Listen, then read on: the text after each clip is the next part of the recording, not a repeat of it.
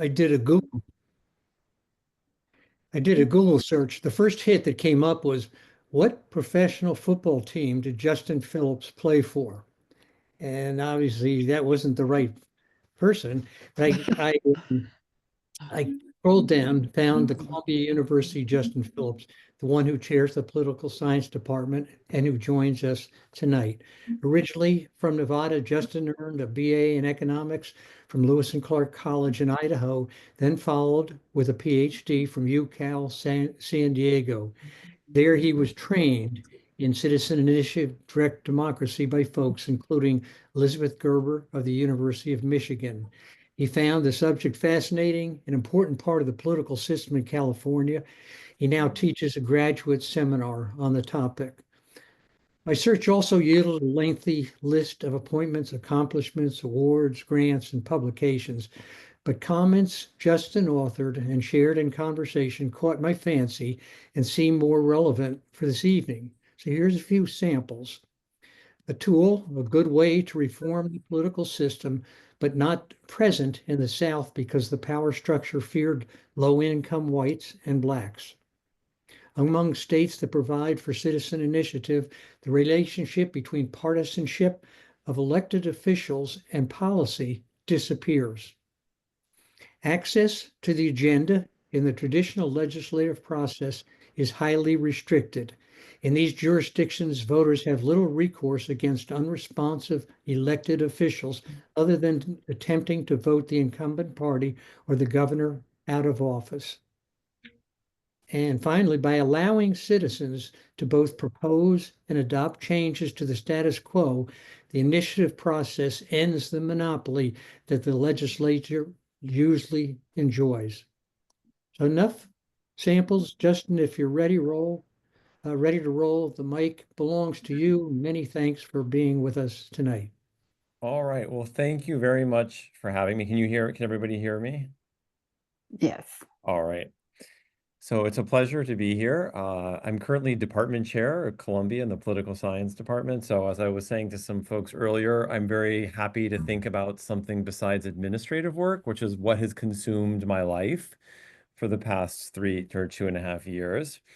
So I'm here obviously to talk about the Citizen Initiative, and not with any particular slant, but rather to talk about it the way I talk about it with my undergraduate students and my graduate students when this subject comes up. I teach an undergraduate lecture course on state politics where we have 2 lectures on the Citizen Initiative. So a lot of what I'm going to present here is culled from that, but I'll try not to take up too much time so I can answer questions. All right, so really the debate about should a state have the citizen initiative or not mirrors kind of an ongoing debate in American politics about how much control should voters exert over government. And so the standard approach that we use in American politics is sort of representative or Republican democracy. And this is sort of based in many respects on a distrust of popular rule. So under representative democracy, government is entrusted to elected officials who are obviously selected by voters themselves. This approach was embraced by the founding fathers and is a core feature of most American political institutions. Think of something like the Electoral College, right? Which we're, kind of living through now. It's not direct vote of the people or direct rule in any way, but rather kind of indirect. And this is embodied especially in national political institutions, this kind of distrust of the populace.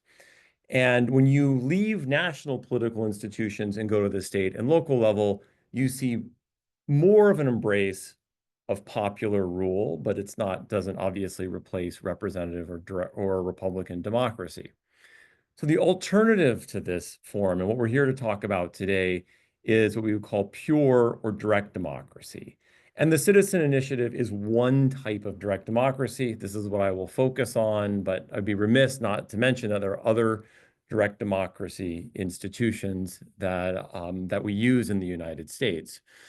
And direct democracy is really based on sort of a distrust of politicians, legislatures, and political parties. It's the adoption of this institution in the US We first see it with the populist movement in the late 19th century, which was sort of an agrarian movement that had very little trust in traditional representative institutions, thought that those institutions were corrupt and controlled by special interests, and that the people should rule, and that the people were uncorruptible, unlike elected officials. And so in this version of democracy, citizens are able to directly set public policy themselves. And as Harry mentioned in some of my work and in the work of others, political parties hate this form of government because it takes away sort of their monopoly power over what government does, right? It suddenly empowers people instead of parties and legislatures. But there are advantages and disadvantages to this that the political science literature has identified, and I'll talk about those in a moment. So many state and local governments allow for some combination of representative and direct democracy. I have a map in a moment to show you kind of the distribution, at least at the state level, of those places that have embraced, at least to some degree, direct democracy or the citizen initiative. There are 3 direct democracy institutions we talk about in the United States. The citizen initiative is by far the most consequential, right? And that's probably why this is what you're focusing on. The referendum is the most common form of direct democracy institutions, and this is where the legislature proposes things that then the public votes on, right? So it's not coming from the public typically, but coming from the legislature itself. And then we have recall. We might all remember back to the famous recall election in California where Arnold Schwarzenegger became governor. And recall is very uncommon. So even when I give a lecture about direct democracy writ large, like 90% of my lectures are focused on the citizen initiative, because again, this is the most consequential of these institutions.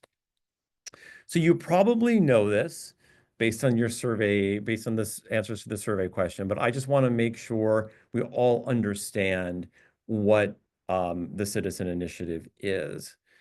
Fundamentally, it allows citizens or interest groups or economic entities to propose and adopt their own either statutory or constitutional law. So it is, it's a real shift of the balance of power from legislatures to the populace. And the process itself is pretty straightforward. A proposal is drafted by the proponents. So some constitutional change or new statutory law is written. The proposal is then sent to a state office for review. This review is basically never about the constitutionality or legality of the proposal, but it's rather kind of a pro forma, kind of stylistic review, just to make sure that certain I's are dotted and T's are crossed. And then the state gives the proposal an official title and a summary. And then that title and summary is what is circulated by the proponents of the initiative. So they then circulate petitions, and registered voters can sign these petitions. And to sign this petition means that you think this proposal should come before voters. It's not necessarily a guarantee of support. Plenty of people sign these petitions and have mixed feelings about the ballot measure, but maybe think voters should have a chance to weigh in. The state then verifies that the correct number of signatures has been gathered and that these signatures are indeed from registered voters in the state. Assuming that the correct number of valid signatures has been gathered, then an election is scheduled and an electoral campaign is conducted.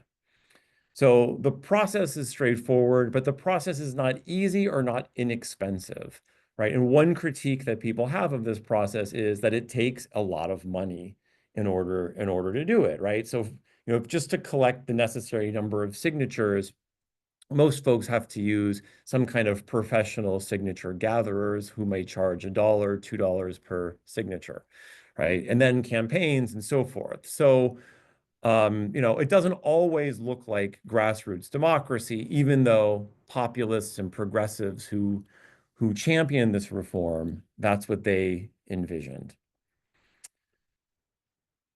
All right, so just to quickly look at the distribution of which states allow for the citizen initiative. Those states that are not grayed out are states that allow some form of the citizen initiative.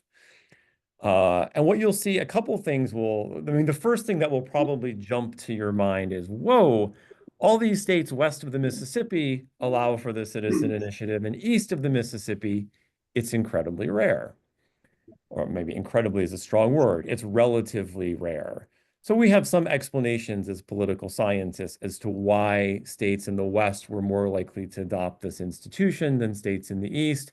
Harry mentioned one. In the South, it's especially uncommon, this institution. And part of it was that a concern that poor whites and blacks would team up and set public policy. And so there was, these concerns about race fundamentally shaped the willingness of Southern states to adopt this institution. And no state has adopted this institution since 1970. Illinois was the last state to do so. Most states that adopted this did so in the late 19th and early 20th centuries, when the populist reformers and progressive reformers had a great deal of political power and influence. What you will also see, and this begins to capture some of the variation in this institution, is that some states only allow citizen initiatives that amend the state constitution, right? So Illinois, Mississippi, and Florida fall into that category. Other states only allow citizen initiatives that affect statutory law, right? So Washington, Idaho, Wyoming, and Utah would fall into that category, along with Maine. So I've missed Maine up there. And then we have a number of states that allow initiatives to change or set statutory law or constitutional law. So that begins, this is just like, there's so much variation in the way that you can design this institution. And so I think that's something worth thinking about. So if you're a proponent of the citizen initiative, how might you design this institution, right? It's not, this process or the exact details of the institution vary from state to state. And I think my next slide talks a little bit about this. So what's key about the existence of the variation across states is that some states, like California and Oregon, make it very easy to use the citizen initiative. Other states make it very difficult to use the initiative. And so what we can think about is that some states have more of the citizen initiative than other states that still allow for it. So what do I mean? Like, what kind of factors affect the ease of the use of this institution? The main one is signature requirements. So typically, the way that the laws are written for the citizen initiative is that a number of signatures must be gathered in order for something to qualify for the ballot, and that is usually a percentage of the most recent gubernatorial vote. So some states require signatures equivalent to 2% of the gubernatorial vote, the prior gubernatorial vote, others as much as 15%, right? So you can see if the signature requirement is low, it's easier to qualify a ballot measure than if it is high.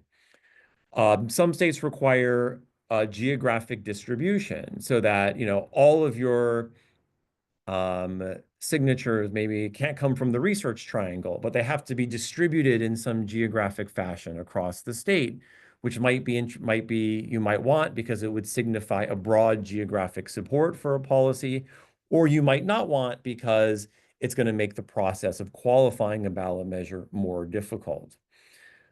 There are time limits. So how long do you have after you've notified the state and received your title and summary? How long do you have to collect those signatures?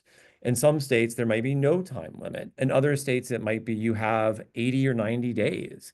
And that's going to affect the ease with which a group can qualify a ballot measure. There are also subject matter restrictions. So you could limit the citizen initiative to only certain topics. Or so, for example, the most common form of subject matter restriction is that I believe pretty much all states say that a citizen initiative can only address one subject at a time. So you can't put like lots of different proposals into one ballot measure. Others, as I've said already, will limit it to statutory law. Others would say we'll limit it only to constitutional law. Some states allow for both. We obviously have variation in passage requirements, right? If you saw what happened in Florida, they require a ballot measure to receive 60% of the vote in order to pass. So you had, right, the abortion measure in Florida receiving a large majority, but not sufficient enough to be considered passed. And then there's also, once a ballot measure is passed, there's variation in how easy it is to go for the legislature to change that, right? So in California, a ballot measure, once it's passed, can never be changed by the legislature. That's the most extreme example. And California is the only state to do that. But if you really wanted the people to be truly sovereign, then you would say the only folks who can amend a ballot measure are, again, the people. Most states say the legislature can amend a ballot measure after it's passed, but some require the legislature to wait a certain number of years or to have a supermajority in the legislature to do it. And so the point I'm making here is that when we think about this institution, and if you think about designing this institution from scratch, there are lots of ways that you can sort of tinker with it, depending on like how easy you want it to be to use, how difficult, how broad of support you want among the public in order for a ballot measure to pass. So, there's a lot that, it's not like the citizen initiative is just one thing and the same thing everywhere. There's really important details that matter a great deal. And so political scientists have sort of scored each state based on how easy it is to use the ballot, how easy it is to qualify a ballot measure. In those states where it is easiest, have many, many more ballot measures than those states where it is really difficult. And this is how, when I say some states have more of the citizen initiative and some states have less of it, this is what I am referring to and what other political scientists are referring to as well. All right, so let me talk about some of the advantages and disadvantages. And I will start with the critiques.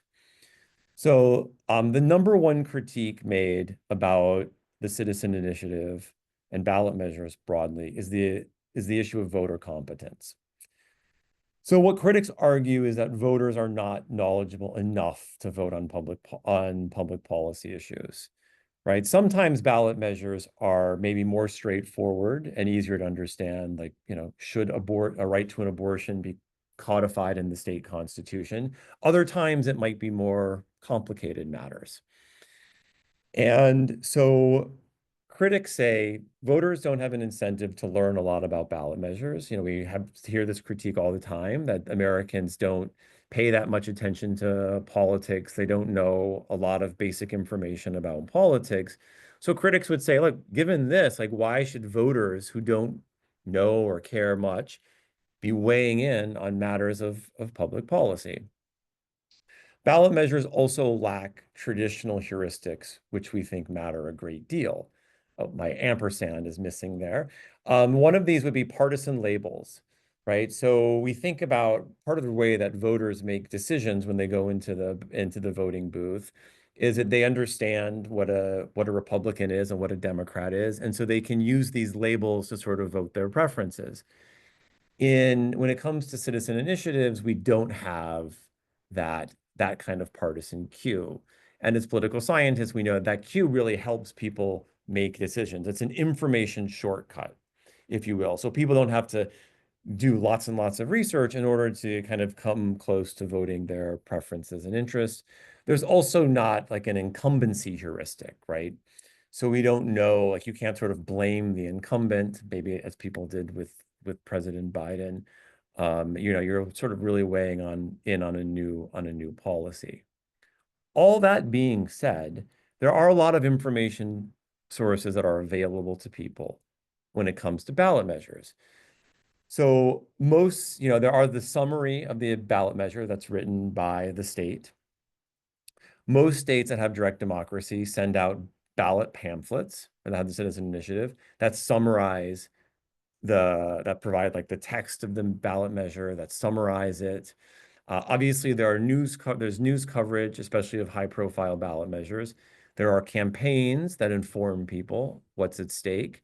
And then importantly in ballot measures, while they don't have a D or an R next to them, they do have endorsements. So groups, for example, I mean, in California, the League of Women Voters often endorses or opposes ballot measures.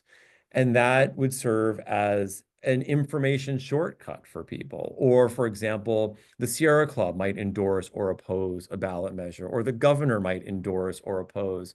And these are important signals that voters can then respond to. And actually, this kind of gives interest groups, and their ability to kind of weigh in and endorse or oppose, an interesting sort of influence because their endorsements will convey information to people. So what the political science research says is that as long as voters have access to some of these information shortcuts, they can vote their interest. If they know who endorses what, they seem to vote in ways that make a lot of sense. So in some respects, this issue of voter competence, while it's a critique that exists, is not one that most political scientists believe is a really strong critique of the institution. The critique that a lot of political scientists have accepted is this critique that direct democracy has historically, or the citizen initiative has historically been used to target minority groups. A number of ballot measures have targeted different minority groups over time. And when I refer to, or when political scientists refer to kind of an anti-minority ballot measure, this would usually be a ballot measure that aims to sort of take rights away from a particular group. So we've seen over time different groups targeted by the citizen initiative. Blacks and Latinos. For example, in California in the 1960s, the legislature passed a ban on housing discrimination based upon race. The realtors in California put a ballot measure on the ballot to overturn that law, and it was passed overwhelmingly. We have a long history of ballot measures targeting immigrants, both legal and undocumented. We have a long tradition of ballot measures that target LGBTQ individuals, right? Like writing a ban on same-sex marriage into the state constitution, things like that. And ballot measures that expand the rights of minority groups are incredibly rare. And the ballot measures that target minority groups pass at the highest rate of any ballot measure that exists. So most ballot measures, on average, the majority of ballot measures fail. They pass at like a 40 to 48% rate.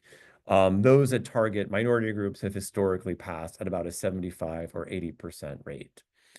Now, it's not the case that the institution is intrinsically anti-minority group. It just depends on, it reflects public opinion, right? So if the public opinion is against immigrants, then it might be the case that it's easy to pass ballot measures that seek to restrict immigrants' access to state public services, for example. Now, a response to this critique is that courts are a check on ballot measures, and that courts have very often, but not always, tossed out these kind of ballot measures, right? So it's not that voters necessarily always have the final say. These things can and have been litigated. But this is sort of the critique, I would say, that has stuck most when we think about the citizen initiative. But again, it's about a reflection of public opinion. So, for a long time, there were many state ballot measures that targeted the rights of LGBTQ individuals, and those passed at, almost at 100% clip. And then public opinion changed, and you don't see these ballot measures anymore. And the same with ballot measures that targeted Blacks and Latinos. So, it reflects back what public opinion has to say. Another critique is that these ballot measures, that the citizen initiative empowers interest groups, not voters. That a great deal of money is needed to gather signatures and run a campaign. This doesn't look like grassroots democracy. And so some people fear it just empowers moneyed interests. It gives them another tool to use. Now, research shows that economic interest groups are rarely able to write and pass their own ballot measures, right, and get them enacted. So, economic interest groups are better at sort of spending to defeat ballot measures and sort of writing and passing ballot measures that really forward their own interests.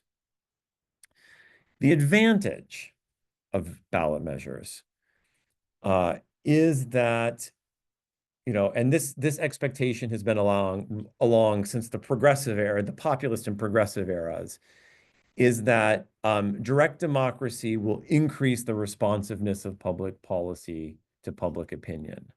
So why is that? I mean, the obvious reason is that it allows voters to directly set public policy themselves. And then there's a second reason, which may be less obvious to folks, but there's empirical evidence to support it, is that, and populists used to say this, that the citizen initiative was the gun behind the door for elected officials, that the mere threat of a ballot measure would change the way that legislators legislate. So in a sense, it allows voters to indirectly shape public policy because this threat of a ballot measure is sort of hanging over the heads of lawmakers.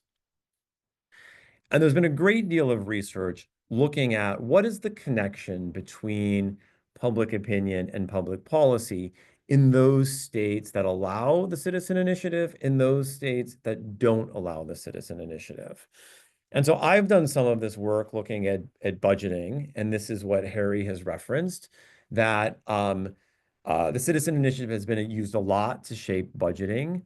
And so it's allowed voters to influence the fiscal policy of state governments, and where the citizen initiative exists, like the connection between the partisan control of government and state budgeting weakens. In general, the citizen initiative should probably matter most in terms of affecting public policy and enhancing the connection between what the public wants and what the government does in those instances where the public and the legislature disagree, right? So we have just all witnessed over the past couple of years the way in which the citizen initiative has been used to overturn restrictions on abortion. So we have a number of states where the legislature enacted very strict laws on abortion, which is not what the public wanted. And the public was able to use the citizen initiative to overturn those policies, right? And so that is where, so when there's a disagreement between the public and elected officials, the citizen initiative is a very good tool for the public to shape public policy. Term limits, I'm not a fan of term limits myself. Maybe many of you aren't, but it's the easiest example to illustrate this point. Legislators hate term limits, right? Because everywhere they hate term limits, because this restricts their ability to serve in office. And so the only states, with one exception, that adopted term limits are states that have the citizen initiative. And the other state that did it was Louisiana, but they set a term limit that was so long, it is in effect not a term limit. So I think this is where the citizen initiative really kind of impacts what states do, right? And can really enhance this link between public opinion and government action. And so what we observe, and just anecdotally, I mean, you can, there's this great organization or this great institute out of the University of Southern California, USC, called the Initiative and Referendum Institute. And they gather information on all statewide ballot measures. I think going back to the first state to adopt the citizen initiative. And so you can really look at what states have been doing.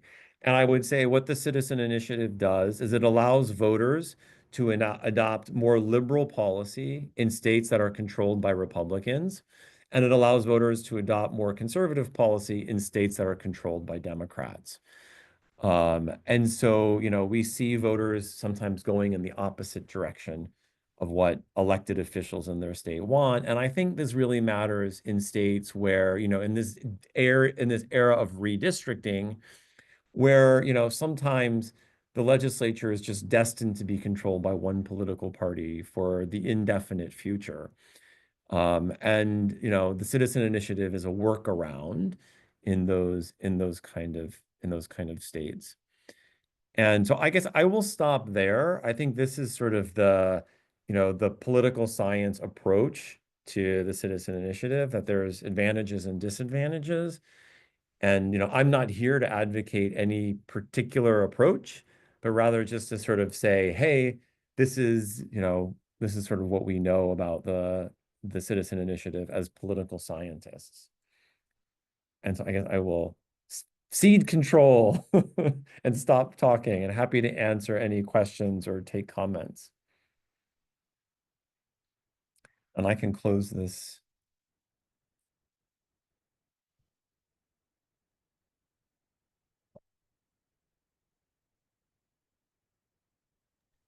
Sorry. Couple of questions. Can you speak to the cost involved with examples of what states have spent or interest groups have spent to put these in motion? Yeah, I mean, it varies really widely, right? So sometimes, we'll have examples of things looking like really grassroots, right? Where, there's not a lot of money is necessarily spent because you have a lot of citizen activism. And other times it will be sort of incredibly expensive. So it sort of depends on the state. I mean, in a state like California, you could have $20-30 million spent. Sometimes you'll have very little spent. So I think there's a wide variation. So it's a really difficult question to answer because, yeah, I couldn't tell you really off the top of my head the average, except that, it ranges from not a lot of money to, tens of millions of dollars. Okay. Another question that I have is essentially, do you have any idea how many states have used this to address redistricting? I know Florida had one, and I'm not sure of what others might be. I think California is the most famous example of that. And, they created a very complicated system of redistricting to really like abstract political parties out of the process. So yes, it has been, off the top of my head, I don't know how many states have used it for redistricting, but states have used it. I think California most effectively, because I mean, this was, I think, when I was in grad school, in fact, was this ballot measure. But California had sort of redistricted, so there was almost no change in an election ever. In the, every district was like a Democratic or a Republican district. So voters got fed up with that. It's definitely a tool that has been used and can be used for that purpose.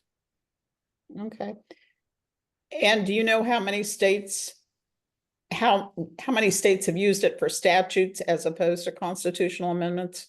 Yeah, it would be those states that allow for constitutional amendments. So this is the tricky part, right? I would think for, if I was designing a citizen initiative system Mhm. with the aim of eliminating redistricting, I would want that system to allow for constitutional amendment, right? Because if all you can do is change the statute, right, a court could interpret it in some way that, oh, or could throw it out as violating the state constitution, or the legislature could come back at some point and amend it in some way that changes the policy in a meaningful way that sort of undoes it. So, the most powerful form of citizen initiative is the version which allows you to change the Constitution, because that then is much more difficult for the legislature to tinker with.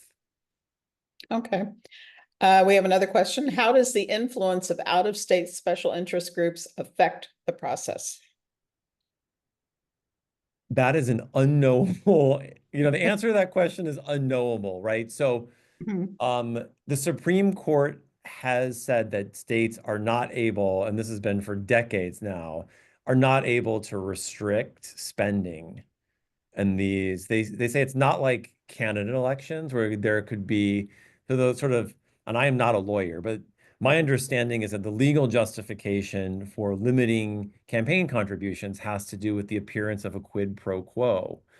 And the courts have said that for initiatives, there's no possibility of a quid pro quo. So there's no kind of limits on how much people can give in state or out of state. So, some ballot measures, the ones that aren't particularly controversial, may attract almost no giving.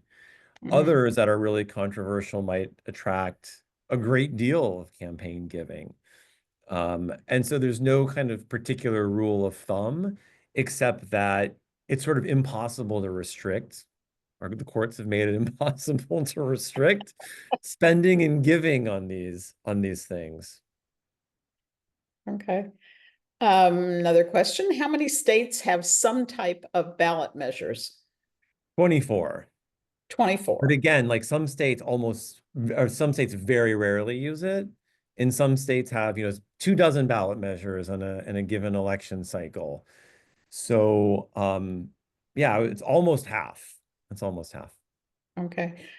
Another question. Do you know examples of statutes or amendments that have later been overturned by future CIs in states that do not allow the legislatures to change them, especially any amendments that target minority, immigrant, or LGBTQ? Yeah.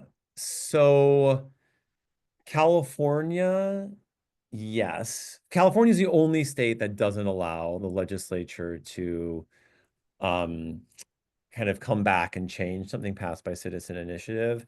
So California did adopt a state constitutional prohibition on same-sex marriage, and then came back and repealed that prohibition. But I believe it was already after the Supreme Court had decided that such prohibitions couldn't exist. So yes, that is for sure possible, right? It's like kind of it's the Jeffersonian approach, right? Like citizens are allowed to make mistakes as long as they can correct them later. And so yes, there's nothing that would prohibit people from passing a ballot measure and then deciding, whoops, that doesn't work, so let's do it again. But you sort of have to go through, obviously, the whole process. There are also examples of, so for example, in those states that allow the legislature to come back and change a ballot measure after a certain amount of time. So in those states, they all passed term limits. And then when in the states where they couldn't do so constitutionally, the legislature came back and repealed them in all of those states because they're like, well, we don't want to be term limited, right? So you do have to be careful. Like these things, and there's even another added layer, which is, depending on how the ballot measure is written, there is always, usually the legislature has to sort of do some kind of implementation. And so they can be tricky and sneaky and figure out workarounds to circumvent the public. So, this is, care has to be taken in writing these. I lived in Florida for 10 years and So, Florida, they snuck around and did it. They sneak around after the ballot measure passes, and then they implement it with weird It things. happened in California too. There was a ballot measure to limit the amount of money the legislature could spend on itself. But Yeah. and they figured out some workaround where they could still spend as much as they wanted on themselves. They just called it something else, you know? So you have to sort of outsmart the legislature sometimes. Mhm. Another question, can a set of states with like interests, say in pollution, work together? Yes.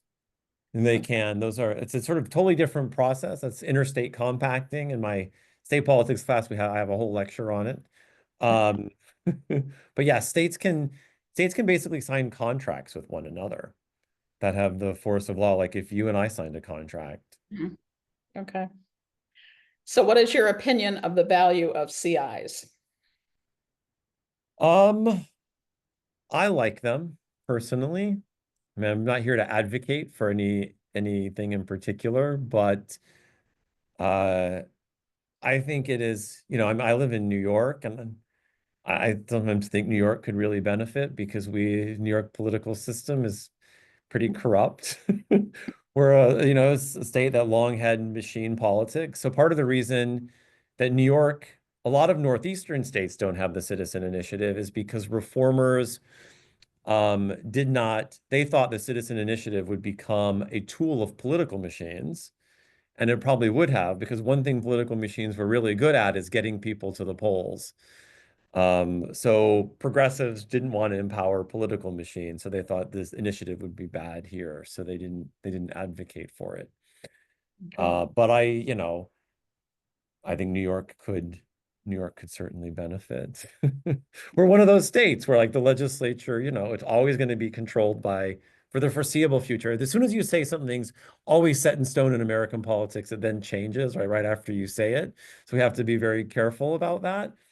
But yes, I'm a proponent, but when I teach my students, they are typically not proponents. I say they can be a little elitist sometimes. They really buy the argument that why should we let average voters weigh in on public policy matters? Okay, it appears that where'd it go? Legislatures are attempting to make it more difficult to use CI by raising the threshold.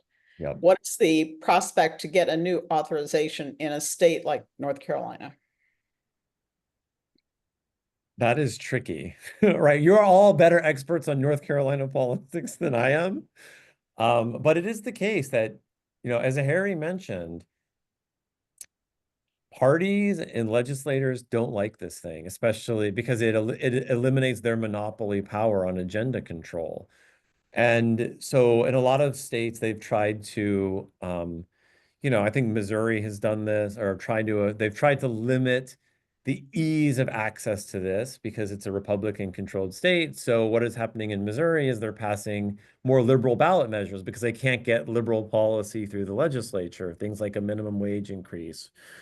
And so the legislature's like, oh, we don't like this. This is limiting our power. It's putting into place policies we don't approve of. So they try and limit the ability to use them. Usually this is pretty unpopular because in every state that has the citizen initiative is a popular institution because voters like the ability to, not be beholden to the legislature and to be able to set policy themselves if they want it. And the things that legislators are, really remiss to do is kind of government reform, right? Like they're benefiting from the current system. So they don't have such an interest in reforming it, right? But voters might want that reform. And term limits was a type of government reform, whether we like it or not. I personally think New York State could benefit from term limits because we have, these people who are in the legislature for 30 or 40 years. But most academics don't, and most liberals don't like term limits, but I see their place as well. But yeah, it's very hard to do government reform through traditional institutions. So one of the ways that states did arrive at the citizen initiative is through state new state constitutional conventions, where they rewrite the state constitution. So, you know, one of the weird oddities in New York is every 15 years, there's this question that is posed to voters. It's mandated in the state constitution. And the question asks, should the state of New York call a constitutional convention? And, I mean, I always, you know, it fails overwhelmingly because I think people are terrified what a new state constitution would look like. But states experiment with institutional design in ways that the federal government doesn't. And many states are on like their, you know, some states are on like their fifth or sixth constitution, right? So states engage in, so I don't, the issue in a state like North Carolina is, would the Republicans in the state ever decide that, yes, let's support this particular reform? And if the answer is no, then it's like, you know, it's hard to see what the path is, other than, you know, like some kind of popular desire enough to convince politicians, right? So typically the way that state constitutions are amended is that the legislature would have to draft an amendment, and then that would be voted on via a referendum. Florida has, Florida has like every once in a while, like a constitutional commission that proposes constitutional reforms, I believe. I'll defer to my Florida expert on that, right? But like, but states have different procedures, and I'm not familiar with how constitutional reform could or would work in North Carolina. But it's not easy, but it's much easier than it is at the national level. Okay. We have 3 more questions. Does a corporation have more than one vote? I'm thinking Citizens United wanted to ask in a general way what influence they can have. Yeah, so this is a great question. So corporations give a lot of money. I mean, they sometimes give a lot of money to these ballot measures, especially if the ballot measure might affect their bottom line. And I would say what the research suggests is that kind of corporations or economic interests or narrow economic interests fare very poorly when they write their own ballot measures and try and get voters to go along with it, because voters kind of see through it. Voters aren't all, can be sophisticated at times. Now what they're better at is defeating ballot measures. So they can, because voters are on average a little bit skeptical about ballot measures. And so ballot measures, like I said, most of them fail.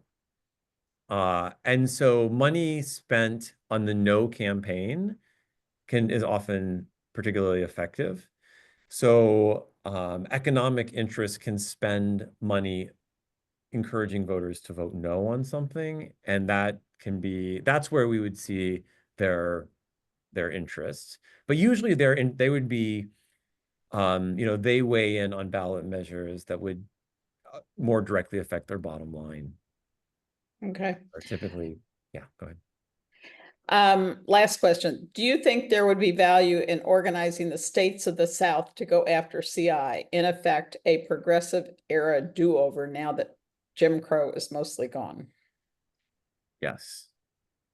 Okay. I think, I mean, I think that, I support giving voters, especially in this era of gerrymandering, and we're increasingly in a world where states are, governed by one political party. It's true on the left and on the right, and this is sort of a newish feature of American politics.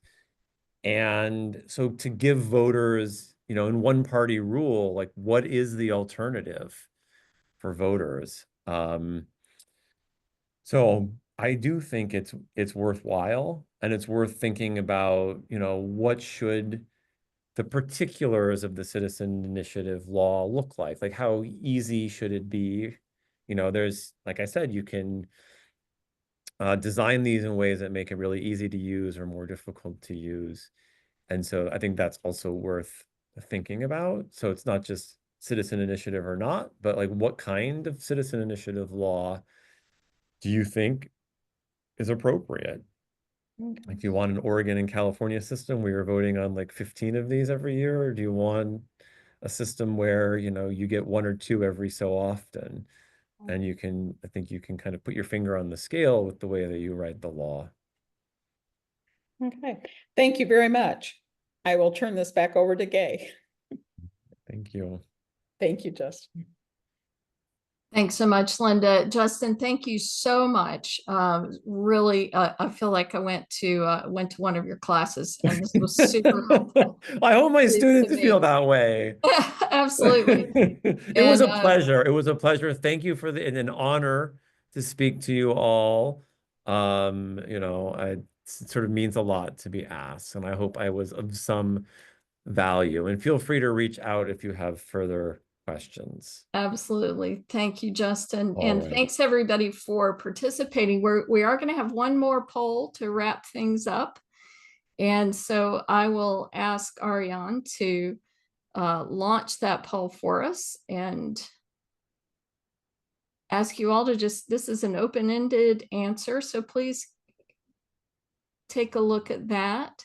Do you Based mind on if what I you know just now, do you support the League of Women Voters of North Carolina adopting a position on citizens initiative in our state, and why or why not? And we'll look back at these responses, but while you're answering that poll, I do want to give a plug for our next presentation for the Citizens Initiative Study Group. And that will be on December the 11th, same time, same channel, so to speak. So December the 11th from 7 to 8 p.m. This will be a session with Carolyn Jefferson Jenkins. Carolyn Jefferson Jenkins served 2 terms as the president of League of Women Voters of US. She's an adjunct professor at UNC Chapel Hill, and she helped review CI ballot proposals for the League in Colorado when she lived there. So we're really looking forward to hearing of her experiences. And I will just put a link to that registration in the chat, but you can also find it. Let me do that real quick. On the League of Women Voters website as well. But there you go. If you'd like to go ahead and register for that, we look forward to sharing more information with you in that next session. And Ellen, I think we're good to go.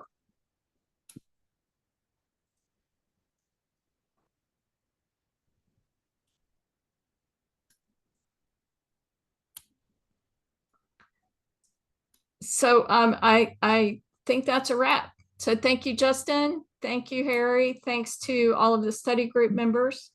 And we'll close out the session. Thanks, everyone. Thank you.